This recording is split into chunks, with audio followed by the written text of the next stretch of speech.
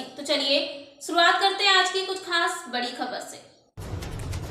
भागलपुर में डेंगू मरीजों की संख्या में पिछले कुछ दिनों से इजाफा देखा जा रहा है। वहीं डेंगू के डंक की वजह से जिले के विभिन्न हिस्सों में दहशत का माहौल जरूर कायम हो गया। हालांकि जिला प्रशासन डेंगू को शिकस्त देने के लिए तैयार में लगी हुई है।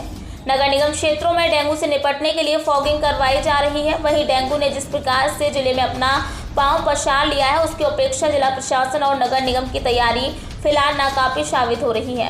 नगर निगम के कार्यालय की 4 दीवारों की ठीक पीछे कचहरी कैंपस में बिहार राज्य परिवहन मित्र कामगार संघ की भागलपुर इकाई के सदस्य राम इकबाल शाह के डेंगू की चपेट में आने की सूचना के बाद ही नगर निगम की तैयारी पर लोगों ने सवाल उठाना शुरू कर दिया।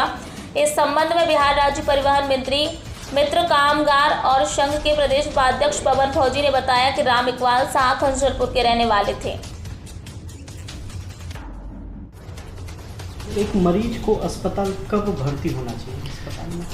देखिए, मरीज को भर्ती तब होना चाहिए जब बुखार उसका डाउन नहीं हो रहा है, हाई फीवर हो रहा है। तो हाई फीवर के कॉम्प्लिकेशंस के कारण अगर कहीं कुछ शरीर में प्रॉब्लम हो जाए तो उसको फीवर डाउन करने के लिए कोल्ड स्पॉन्जिंग से लेकर पैरासीटामोल इंजेक्शंस या टैबलेट्स या उसका जो आईवी स्लाइन आता है पैरासीटामोल का ड्रिप, तो इन सब चीज़ों से हम फीवर को डाउन करते हैं। फीवर अगर नहीं डाउन हो रहा है तो हम घबरा के एडमिट करते हैं। दूसरी बात है कि अगर हम देख रहे हैं कि रेड पैचेज दिखाई पड़ रहे हैं चारों बगल, आँख लाल हो गया है, तो संभावना लगती है कि कहीं ब्लीडिंग हेमोरेजिक प्रॉब्लम तो नहीं हो रहा है, तो उसमें इमीडिएटली हम भर्ती कर देते हैं। या फिर अगर प्लेटलेट काउंट अगर जैसा हमने बताया कि 20,000 है और 2 ही दिन का बुखार है तो उसको तो मस्ट एडमिट करना है। या ऐसे भी 50,000 40,000 के नीचे अगर आ रहा है तो उनको प्रिकॉशनरी एडमिट कर देना चाहिए। लेकिन अगर 7वें दिन 8वें दिन अगर 40,000 प्लेटलेट है तब मैं समझता हूँ कि वो अब रिकवर करने वाले स्टेज में पहुँच चुका है, उसको एडमिट करने की ज़रूरत नहीं। अप्रॉक्स पूरे बिहार में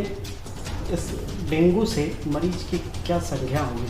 देखिए, बिहार में सबसे ज़्यादा डेंगू अभी मैं जैसा पटना नालंदा ज़िले में बहुत ज़्यादा डेंगू फैला हुआ है और भागलपुर में भी जो है अब इधर 3 दिनों से जो है पाँव पसार रहा है तेज़ी से। इनिशियली तो कम थे और लेकिन अब हमारे यहाँ जवाहरलाल नेहरू मेडिकल कॉलेज अस्पताल में भी भर्ती मरीजों की संख्या जो है पिछले दिनों तो 32 तक पहुँच गई थी। अब भी 25-26 रोगी हैं हमारे यहाँ और हालांकि कोई ऐसा बहुत ज़्यादा सीरियस नहीं है, लेकिन लक्षण हैं, उनको प्रॉब्लम्स हैं और उनका दवा चल रहा है और वो ठीक हो रहे हैं।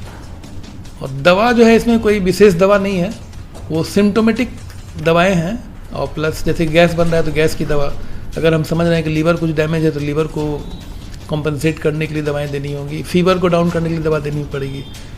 अगर हमको लगता है कि जो है एंटीबायोटिक की ज़रूरत है सेकेंडरी इन्फेक्शन को चेक करने के लिए तो 2-3 दिन बाद हम लोग एंटीबायोटिक भी ऐड कर सकते हैं। स्टेरॉयड का भी टाइम टू टाइम आवश्यकता पड़ने पर दिया जा सकता है। सर अपना परिचय दीजिए। मैं डॉक्टर असीम कुमार दास, मैं अधीक्षक हूँ जवाहरलाल नेहरू मेडिकल कॉलेज अस्पताल भागलपुर में। डेंगू का प्रेजेंटेशन जो है इनिशियली हाई फीवर के रूप में प्रेजेंट करता है, साथ में बॉडी एक और हाई फीवर की वजह से अगर वॉमिटिंग टेंडेंसी। डेंगू को डेंगू हेमोरेजिक फीवर कहा जाता है क्योंकि ये एक वायरस के कारण फैलता है।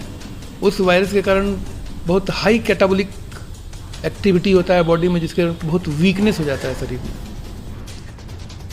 तो फीवर, वीकनेस और चूँकि उसमें लीवर में भी जो है एक्यूट डैमेज होता है तो उसके कारण जो है बहुत ज़्यादा गैस बनता है और वॉमिटिंग टेंडेंसी बहुत ज़्यादा होता है, एब्डोमिनल ब्लोटिंग, वॉमिटिंग टेंडेंसी।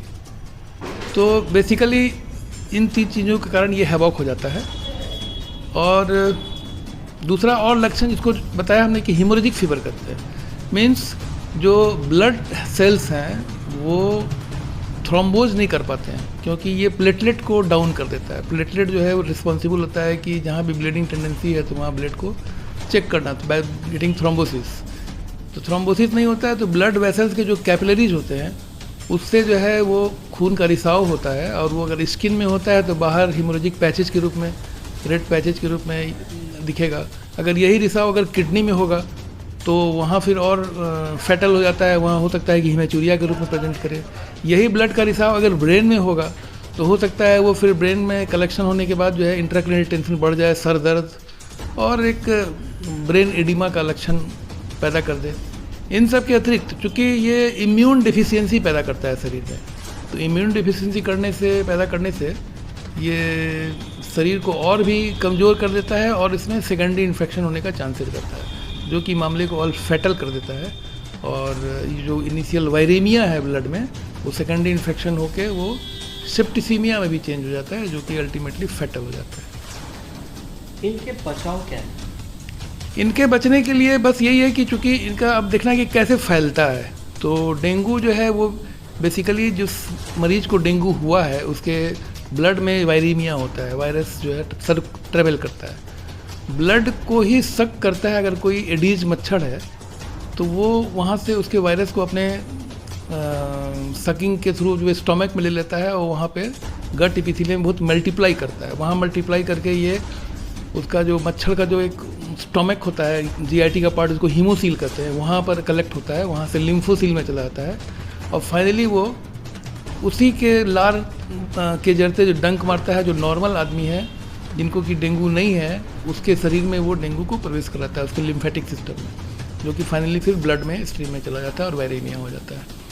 तो इसलिए मच्छर को कंट्रोल करना ज़रूरी है। डेंगू को के लिए रिस्पॉन्सिबल जो कैरियर मच्छर हैं वो एडीज एडिजिटियाई, और ये मच्छर देखा गया कि ये ज़्यादातर गंदे पानी में नहीं रहते हैं। ये जो कलेक्टेड वाटर हैं डिफरेंट घर के आसपास, और वो वाटर जो है फ्रेश वाटर है। फ्रेश का मतलब है कि उसमें कोई कचड़े वाला पानी नहीं है, वो बरसात का पानी या ऐसे भी पानी बहुत दिनों से ढक्कन में पड़ा हुआ है, प्लास्टिक के बर्तन में या बाल्टी में, या जो इस तरह से जो यूज नहीं हो रहा है, एसी या कूलर, इन सब जगह पर ये मच्छर जो है पलते रहते हैं। 7 दिन का लाइफ साइकिल एवरेज होता है, और जो प्लेटलेट कम होता है उसमें, एक तो इनिशियली जो है 2 दिन के बाद जो है या तीसरे दिन जो है वो देखा जाता है कि प्लेटलेट का रिडक्शन होता है सडनली, लेकिन सेकेंड रिडक्शन भी होता है 5 से 6 दिन के बाद। और इसलिए अगर इनिशियली कोई पेशेंट आता है जिसके पास 20,000 अगर प्लेटलेट काउंट है और उसका अगर 6 दिन 7 दिन हो गया बीमारी का, मतलब है कि वो अब और नहीं घटने वाला है, वो ठीक हो जाएगा। लेकिन अगर 20,000 काउंट है, वो फीवर अभी 2 दिन का है, तो इसका मतलब उसको सख्त निगरानी में रखने की ज़रूरत है, क्योंकि आने वाले 3-4 दिनों के बाद वो सेकेंडरी फॉल प्लेटलेट का हो जाएगा, तो वो सीरियस हो सकता है। तो इस प्रकार डेंगू की ये सारे लक्षण हैं, इसके कारण हैं। ये प्लेटलेट्स की बात आ रही है सर, आखिर है क्या? प्लेटलेट जो है जैसे आरबीसी डब्ल्यूबीसी प्लेटलेट जो है वो ब्लड में एक एलिमेंट है, कंपोनेंट है।